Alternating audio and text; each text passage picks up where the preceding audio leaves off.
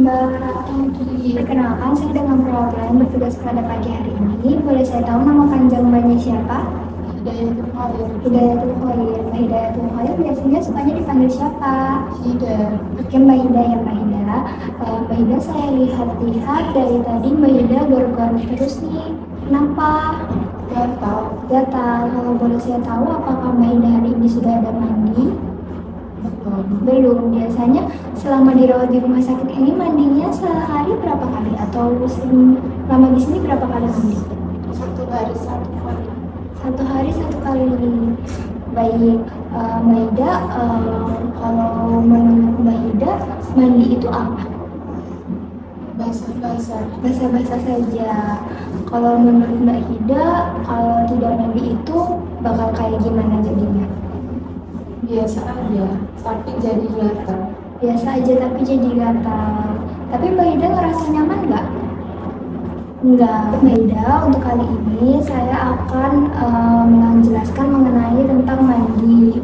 Nanti untuk waktunya sendiri membutuhkan waktu sekitar 25 menit dan akan dilakukan di sini dan juga akan dilakukan di kamar mandi.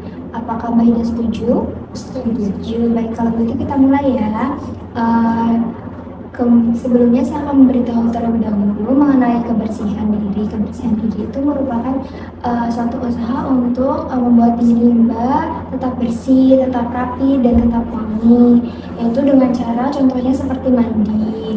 Nah, mandi itu kegunaannya yaitu untuk membersihkan tubuh supaya Mbak Ida gak gatal-gatal seperti ini, kemudian terhindar dari penyakit juga, kemudian wangi, jadi orang di dekat Mbak Ida lebih nyaman, seperti itu ya Mbak Ida.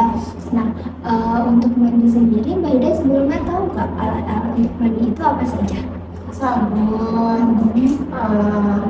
sikat gigi, sama sampo. Betul sekali. Untuk alat mandi ada sabun, sikat gigi, juga sampo, terus ada handuk juga buat ngeringin tubuh, begitu ya. Nah, Mbak Ida, bagaimana kalau misalkan kita langsung saja praktekkan cara mandinya di kamar mandi? Baik. Baik, kalau begitu kita langsung ke kamar mandinya ya. Mari. Iya.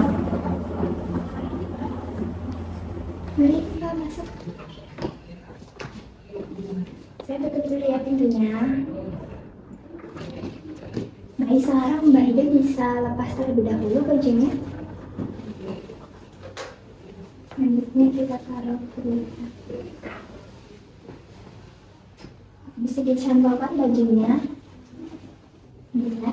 Sekarang Mbak Ida bisa siram air Mbak Ida terlebih dahulu dengan menggunakan air. Ini dari atas kepala sampai bawah. Sudah. Sekarang Mbak Ida gunakan sampo terlebih dahulu. Sapu-sapu ke rambut sampai berbusa, sampai rata. Iya, seperti itu. Kemudian dibilas lagi menggunakan air. Nah, ya bagus sekali Mbak Ida. Sekarang gunakan sabun terlebih dahulu. Ini sabunnya dipakai di seluruh tubuh digosok-gosok. Ya, betul sekali, bagus. Sampai merata ya Mbak Ida. Sudah? Sekarang bilas lagi menggunakan air.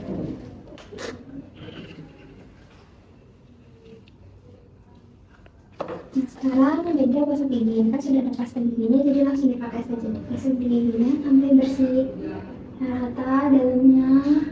Ya, betul sekali. Sudah. Ya, sudah selesai ya. Sekarang dikeringkan badannya menggunakan handuk.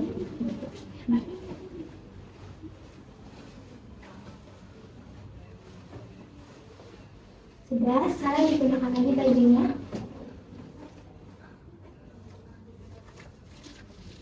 Ya, bagus sekali ya, Mbak. Sudah. Kita ke kamar lagi ya sekarang. Bagaimana Mbak Ida setelah mandi? Apakah sudah lebih segar? Iya. Ya, masih gatal-gatal nggak badannya? Sudah tidak. Sudah tidak ya. Nah, tadi itu sesuai dengan yang sudah saya jelaskan kan penggunaan mandi sekarang jadi tidak gatal-gatal, lebih segar kan? Lebih enak, lebih wangi, seperti itu. Nah, boleh saya tahu bisa Mbak sebutkan lagi tadi alat untuk mandi apa saja? Sikat gigi, sabun, gayung, handuk, sampo. Sampo dan ya sudah benar.